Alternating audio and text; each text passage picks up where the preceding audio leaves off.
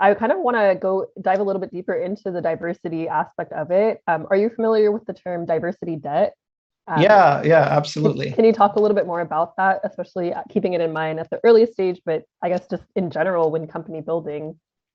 Yeah, so I think the term probably, well, it's kind of analogy to any debt you would incur, which is something you can rack up, but then eventually will have to pay down over time. And so, for people who are technical or engineers, then a similar term might be technical debt. And so diversity debt is similar in that if it's not something you're thinking about early on, then as your company grows, it gets harder to change. So for instance, let's say you're hiring, you get to a 20-person team and it's all men, right?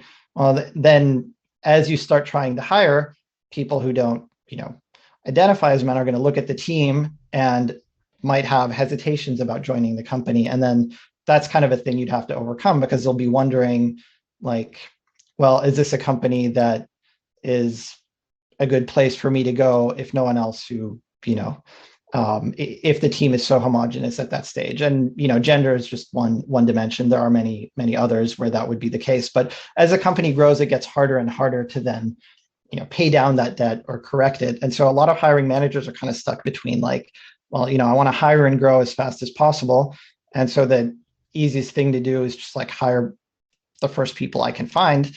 But we the tech industry does have systemic diversity issues, and so if that's all you do, then it's just going to get harder to change when your company is larger. And so there's a balancing act in there.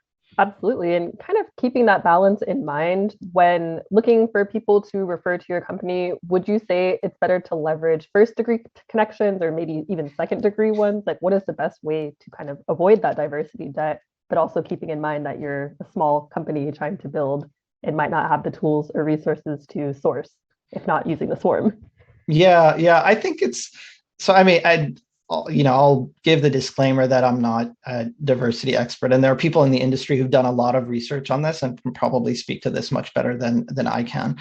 I think whether it's first or second degree connections, like at the end of the day, that there are certain, again, I'll use the gender example because it's the easiest one, but like the software industry is predominantly male, and the sad part is if you kind of go back through, like, people talk about, is it a pipeline problem or not a pipeline problem, like as you get deeper into the pipeline, whether you start from like school to college to like entry level software positions deeper, at each of those stages there's drop off in gender.